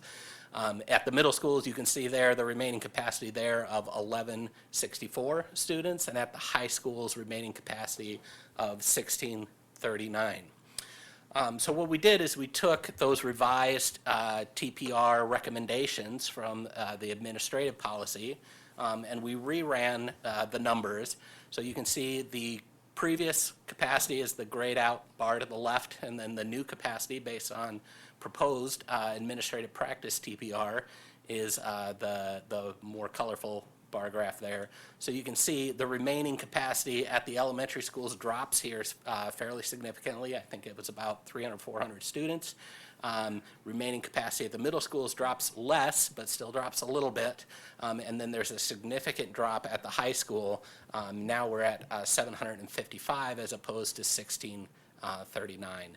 So quite a difference here in the available room at some of those facilities as we look across the district and how much space is there really. And then finally, to take this one step further, when I was up here a moment ago, we were talking about those space allocations and the kind of space that you might need to create the collaboration spaces, the small group spaces, and that flexible sort of learning environment that is the desire from the educational adequacy assessment. So what we did is some analysis on your existing buildings and how much space would we need to take within your buildings to potentially create those kinds of environments. So starting at the elementary school, we looked at an equivalent of approximately 3 classrooms per building that we would need to use for other purposes to kind of create those flexible environments and those small group rooms and intervention spaces. So if we take roughly 3 classrooms per building, that reduces the capacity of basically there's 3 less classrooms available to contribute towards the capacity. So at 3 classrooms per building times 12 buildings, that equates to a capacity of roughly 810 students that now is no longer there if at some point in the future you take over those spaces. So our remaining capacity, and if we kind of flip back and forth, our remaining capacity at the elementary schools went from an additional 809 students to now we're right at zero, -1 technically, if those additional 36 classrooms were utilized for other purposes. Go ahead. I gotta ask before I'm off track already. So on this slide on page 15, the TPR, This slide? yeah. Please, I want to make sure I understand. I'm under the assumption, and I could be wrong, that's why I need to be corrected if I am, that capacity by current TPR, that's current policy, right? And the next one is the actual, what the actual TPR looks like, how we're functioning, correct? Yes. So what is the proposed TPR? I should have probably watched my language a little bit. It's capacity by admin practice. So the proposed adjustment to the policy, I guess, is what I was trying to get at there. So It is the number that's bold here, capacity by admin practice. is That actual and what's proposed? it's a, bar graph of these, of that, of this. Because when I was reading the initial proposal, EUA was proposing higher TPR to accommodate and create space. So that's where I'm confused, because the initial recommendation from EUA was to increase TPR, to create extra space. So what, Because you're taking more kids and shoving them in the classroom, therefore there's more space out there. right, so let me make one clarification. So we have a guideline and not a policy. So we don't actually have a TPR board policy. We have a TPR administrative guideline, which is a technicality, but I just want to make sure we're there. What EUA, what the study did is took our current administrative guideline, which is detailed, and you can find in our board policy, that is what is on the left, the current by TPR. That wasn't something that was created or recommended by the outside group, by EUA. That was what we have, and they used that to create our educational space availability. So they use this capacity by TPR on the left in order to create a capacity study. That's the numbers they use to drive it, okay? What we're saying, and what I'm saying and this slide is saying, is that actually, we really don't staff by that on the left. And we really, by best practice and probably practice, that's not what we're planning to do moving forward, is to put 25 in kindergartners or 32 kids. Is it possible that it happens? Like if I asked Allison if there was any classes at Craig that had 32, she'd probably nod her head and say yes. But that's our exception, not a rule. And we really were looking for more classes to have 25 students than 32. But if you use the capacity by the number of classrooms that we have, and you use 32 instead of 27, you have a whole lot more space because we have hundreds of classrooms at each one of our high school buildings. And so that's why that space is there. And the same thing in the elementary buildings. We're saying that, and this would be a good example, if we have 62 kindergartners, we are not going to have 2 classes of 31. We're going to have 3 classes. That's just generally how we go about doing that, knowing that that's best practice. So rather than having 25 or 26 kids, that's what we do. So that's where we are. We're not making a recommendation at all to change our TPR. What we're trying to do is provide an example that if we use what our current TPR is instead of what our current practice is, rather than what our administrative guideline says, the actual space is different. And so that's what we're recommending, is to use that because the space is different, and this is actually what is in our buildings. So, does that clarify? So in other words, we're being told that the proposal is to maximize our TPI as it's read in policy, administrative reg, or whatever. So in other words, this means to increase our current practice. That's the recommendation. No, it's No. to reduce it. So we're actually recommending what's on the right, and our current administrative guidelines is what's on the left. This is Okay. what's in our. So when Okay. we make recommendations and Okay. to last year at staffing, we said one of our goals was to reduce our K-1-2 staffing. And we try to do that by having 22 or less in our K-1-2. Even though our TPR says we can have 25, we've done that. So if you look at our current kindergarten numbers, I don't think there's a single kindergarten that has more than 24 kids in it. That's good practice. Most of them have 20 or less. And that's what our model is moving forward. When we're doing our staffing with our secondary schools, we're not saying you have 32 students in your classroom. We're saying that's not best practice. We really want them to lean into the 20s. And so if we use those numbers that were capacity on administrative practice, the amount of space that we have is different than what was first presented in 2022 from that study. Because that study is using 25 and 32, and we're saying, actually, I think we should use that same study, but use the numbers 22 and 25 instead. So it will reduce the amount of space available because we're not building a capacity. Does that understand? I guess that's where I was confused, because the Okay. initial report was the left column. Yes. And so what we're saying Now tonight we've is changed. that we want you to think Okay. about, hey, I think we need to think about our space available differently, because what's on the left isn't what we do. What you do is on, what Yeah, you do is yeah. this. But this was the initial Change some- recommendation. Yes. Okay, thank you. Okay, I see three hands, so. I go back to when we set a lot of these TPRs up originally, and that was a result of Act 10. And our budget, we had to make it work somehow. And we had only so much money, how many teachers, how many TPRs would we work for. And that's what that is left over from. Today, we've changed a little bit in that, and I'm anxious to look forward to where they think we should be, and I like that. Thank you. Okay, Kathy, I think you have it. Thank you. Okay. So I'm looking at the slide, the one that has the -1 student at the top. And I want to make sure I phrase it right and to make sure I understand it. You're telling me that if we made some adjustments in the buildings, right, given our space and our TPR, the actual practice, that the changes here would fit just right with the number of students that we currently have. Is that right? In other words, we can accommodate our students at that lower TPR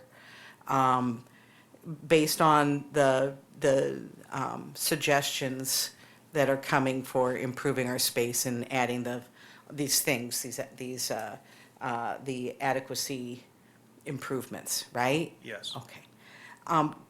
So which is fine, that's great, that, you know, that the plan would fit what is actually happening on the ground.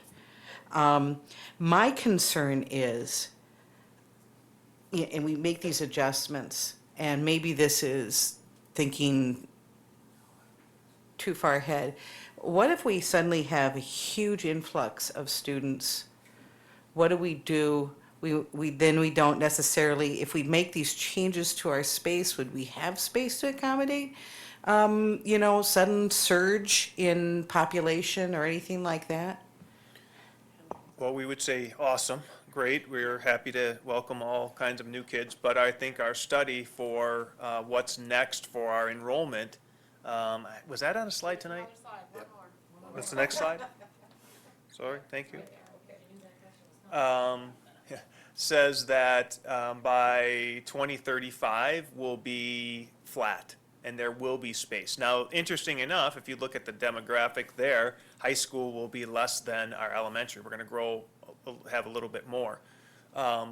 But if I said, could we, within our current TPR practice, assuming the 126 increase in elementary aren't at 2 buildings and they were separated over 12, right? That's, 10 kids, 11 kids in a building. Could we make that work? Yep, because it'd be 2 per class, right? So if it's spread out, but, I mean, in theory, I look at that and I look at our team and say that never happens, right? It's all gonna be like 14 in one class at one building. But that would tell us that we have likely space in the years to come. Okay. Yes. I'm glad Kathy asked those, because that's where I was going. Go back to your last point. If we had, how many did you say, 14? Whatever number you just said, and if they were spaced out amongst their talk. But what if, as we talked, the influx is all at Washington, depending on where our demographics are, if it all comes in, then how does this model work? Because we know that one year we might have 2 sections of first grade, and then the next year we might have 3 sections. So how is that gonna work with the flexibility of what may come population-wise? Right, so let me say, in general, this is just in a conceptual model. Like, we're saying we took 3 classrooms and we're using this conceptual model because we've got one more point we're going to get to at the end and why we're bringing this to you again. The answer would be the same as we would do today.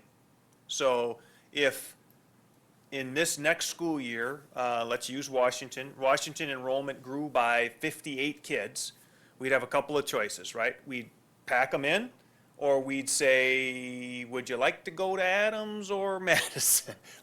So that would be probably what we would do in the short term, right? And it would depend a little bit on, what our capacity looks like. I think Washington's a great example. I think they have 3 sections almost all the way through. Is that right now coming up this year? I think there are 3 sections. When I say 3 kindergartens, 3 first, 3 seconds.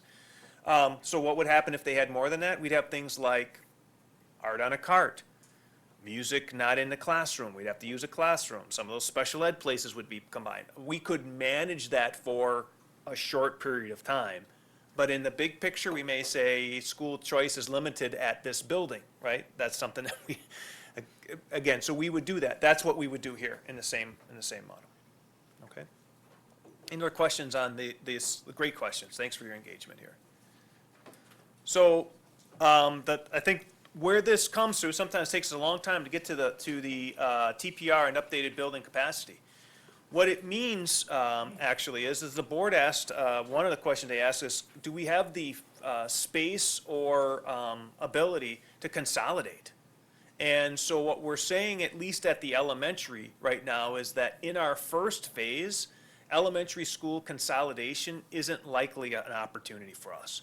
It might be something that we look at down the road, but if we do believe that we want to create some educational adequacy spaces, we definitely would be in trouble if we did that and reduced a full elementary school, because now we don't have that space.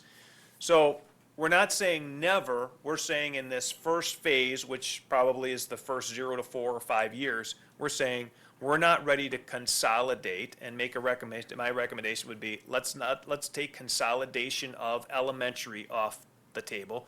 I don't think at any point we're talking about consolidating high schools, right? We don't nearly have, we're not gonna make one high school. And we really don't have the space, unless we changed our practice, to consolidate to 2 middle schools. We'd have to put 3,000 kids into 2 middle schools. That would be really, really difficult for us.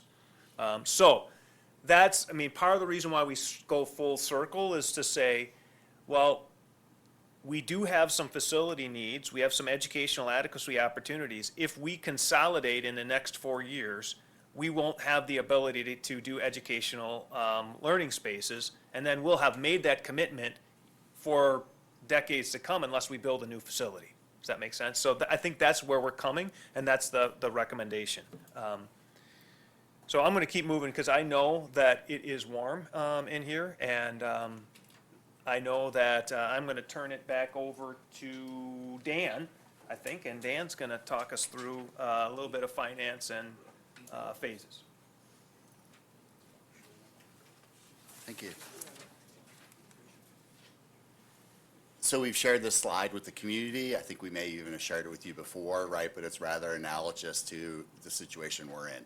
Keep in mind, we have a number of facilities. We have over 2 million square feet, and we have over 325 acres. So our district is rather large. And as we've talked about, this is a long-range facility plan made up most likely of multiple phases. So it is really eating the elephant one bite at a time. And I just kind of maybe went into this next slide, right? So I think we're working towards November, right? Certainly, there's always the board's discretion. Keep in mind, too, that there's an operational question under consideration, or certainly should be, as we move into November of 2024. We don't have a date for Phase 2. We don't have a date for Phase 3 because, as we've talked about, and I think Mike Johnson did a nice job in terms of we're really working through Phase 1. What are those priority needs that we have? If we can settle on Phase 1, Phase 2 and Phase 3 naturally move forward. We shared the following two slides with our community. I think it was rather received, even if it was maybe only 30 folks or so. But really, I think the district's done a good job. We've talked about that at finance. We've talked about buildings at finance. We brought that information to the board. But back in November 24, right, keep in mind that the community supported nearly a $17 million debt issuance in support of its infrastructure. The district came back just 2 years later, asked for what was then the largest referendum in the state, nearly $71 million, right? And then in November 2020, obviously there's a 14-year gap, and perhaps for very good reason, district voters again, and we're very grateful for their investments, invested another $22.5 million. Oh, let me just go back. I think Mike touched on this, right? Sometimes these presentations blend. But to give you somewhat of a mindset based upon engineering news, right? The 2006 at $71 million is really roughly $124 million today. So that's the cost of construction inflation, right? So it's not getting cheaper to build. Construction inflation, and if you want to talk about that matrix, Mike Johnson will stay after, right? But keep in mind, it's not necessarily the CPI-U that we are similarly refer to when we look at consumer price index. We've done a really good job, right? So we've been very aggressive in really putting ourselves into a position to, if you will, provide an opportunity for additional investment. We will have, in terms of our, we'll say, debt-approved referendum, just under $500,000 when 2026 rolls around, right? So even if we go back to the 2020 referendum that issued $22.5 million, we will have that paid off, right? So we've been very aggressive. So we've been aggressive nearly to the tune of about $20 million of accelerated payments to put us into this position that we're in today. Real quick, someone I think poked a little at me in one of the earlier presentations, like, does anyone really care about the Moody's investment rating? We really should, right? So it's kind of like your own credit score, right? The better the credit score, the better interest rate you get, and similar to us as a district, we're AA2. That's not top, but these are words directly from Moody's. It's a high-quality fixed income security. We've done really well in managing our budget. We have clean audits. Thank you again for complimenting the team on clean audits. We've managed our debt well. So from a fiscal perspective, should the district look to issue debt, we're in a really good position. A question about, maybe you're going to answer it. The $306,000 remaining or paid off, right, in 2026? Right, so that's, so it's a great question, and I wanted to be very particular because I think sometimes in my role I need to be. So we'll actually have a gap, and then we will have just under $500,000 remaining in the calendar year 2026. We will pay that off in 2026. So keep in mind real quick, and I'm really going to geek out for a moment, is our fiscal year, as you all know, is July 1 through June 30th. We levy in our fiscal year for the calendar year. So we will still have some 2026 payments on the books. If we pass a referendum, by the time the referendum goes in, because as I recall, the last one passed in November.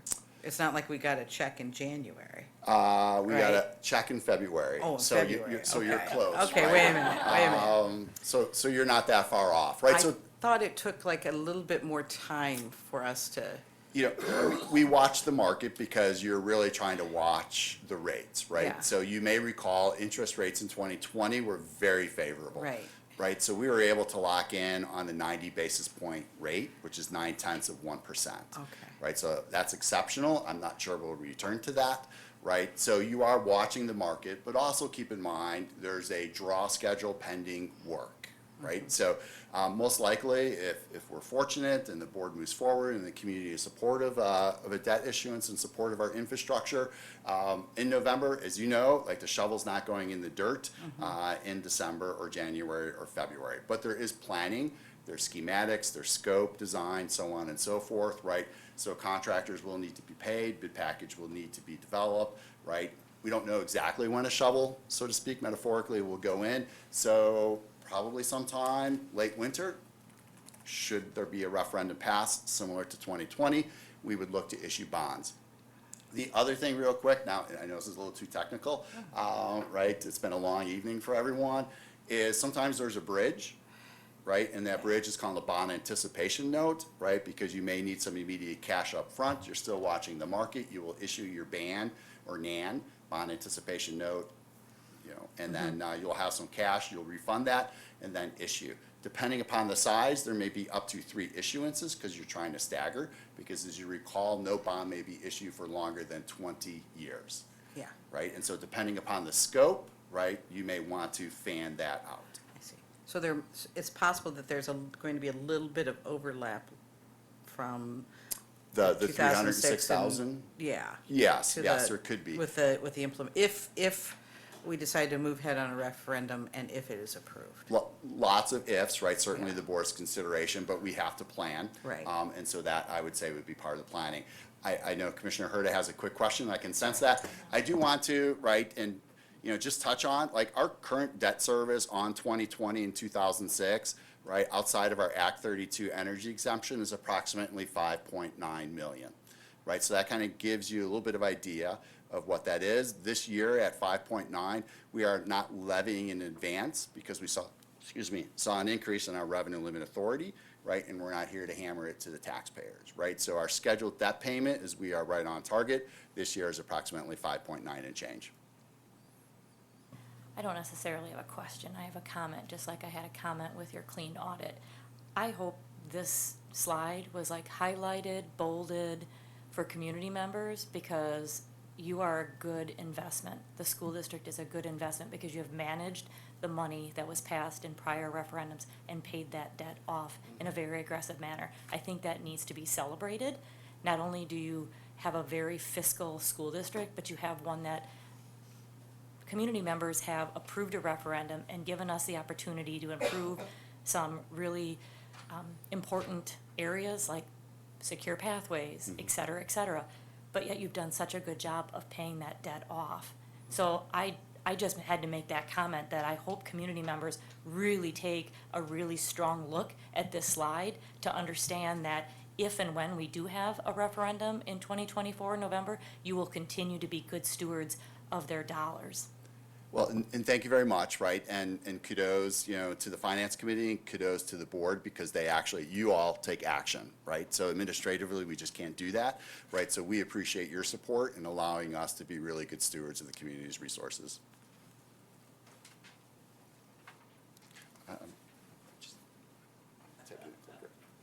You take the clicker. We only have one more slide. I know, disappointing. Sorry about that. But this is a 20-minute slide, so actually, thank you so much for your engagement. We're going to just talk a little bit about what's next. You know, we had these community input sessions. What you hopefully will be able to look forward to, right? I haven't talked with President Hayworth yet, is that we'd like to bring a workshop model back where we can spread out a little bit on April 9th. That's 3 weeks, almost a month from now, which is a long time, but we don't have a second board meeting in March. And what we want to be able to do is really give you a lot more information. The information will be about how we've probably winnowed that capital and probably some numbers behind what that might potentially look like. We'll be able to talk to you a little bit about what our survey is going to ask and give you some input a little bit on that. We're going to probably have some preliminary things on what our educational adequacy potential focuses could be based on some feedback that you have. And then finally, we probably have some information on potential mill rate and what it might cost some of our taxpayers if we did move to referendum. So we've been working on that tomorrow we have another big meeting with our team over here. I want to say thank you to them. They've been great to work with, our third straight day of meeting with them. And it's not because we don't get stuff done, it's because there's a lot of work to do to try to narrow down the focus, knowing that we really want to do this, but boy, we probably have to focus on that.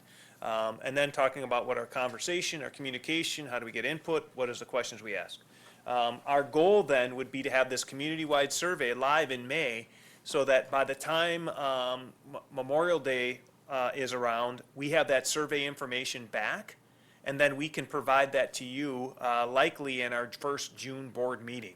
And we can say, all right, here's what our people said, this is where we're leaning, this is what we thought about capital, this is what we thought about educational adequacy. And then that'll help us really define that phase one, if the board wants us to keep moving forward, in July and August. When I say really define, be able to specifically put on a question, right? Because we have a question to the public about how much debt we want to ask. We have to be able to tell them exactly what we're going to do.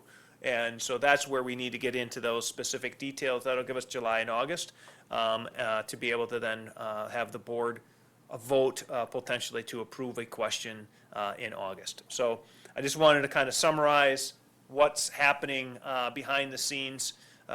It definitely looks like my head's here with all of our team, and we are, but our legs are swimming really hard trying to keep up. But we've got some good people who are helping us, and they do this all the time, so we're leaning heavily on them. So we thank them for that.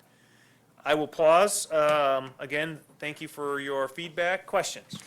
Just a comment, this was a really very thorough presentation. I feel like it closed a lot of gaps for me. I liked how it put all of the pieces together with the financial aspect at the end. I'm really grateful to have it. And one thing I want to point out that was particularly meaningful, many of you know I get really uptight about TPR when we have considered that at like capacity. So thank you so much for adjusting to what our practices are. I was so excited to see that, and I just really appreciate that being adjusted so that we could better understand what our needs are according to our preferred practices as a district. Thanks. Thank you. I just have a comment. I think things happen for a reason, and I think that it was a very nice day out today, and it was very hot in here tonight, because I think what you heard from everybody, whether it was board, staff, or community members, that we should really have good airflow. So I know that I was like moving around in my seat like a first grader and not maybe being as focused as I should, because it's hot in here. So this was a great real-life application of what our students actually experience on a day-to-day basis, and that should bring some perspective to us. You know that PDF that we reviewed 2 meetings ago, and that a few of us had some edits or suggestions on relaying it out. How was that used, and has it been used yet? I haven't seen a final.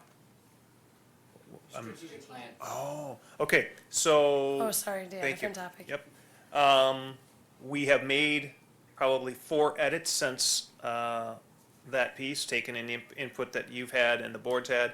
I have a meeting Tuesday, maybe, to try to finalize that, and then as soon as that is, I will forward the copies out. So we have 3 different pieces. One is basically a poster, one is a trifold, and one's an informational piece. So I would imagine late next week, early the following week, you'll get something from me in the weekly that will show where we are with that. All right, thank you. All right, we are future meetings, dates, and times. The Finance, Buildings, and Grounds Committee will be meeting on Tuesday, March 26th at 3 p.m. with a location still to be determined. Our Personnel Policy and Curriculum Committee will meet on Monday, April 1st at 4:30 PM here at the ESC, and no, that is not a joke. I'm sorry. Our next Board of Education meeting will be on Tuesday, April 9th here at 6 PM at the ESC, and that will most likely have a board workshop with it. All right, we are adjourned. Thank you.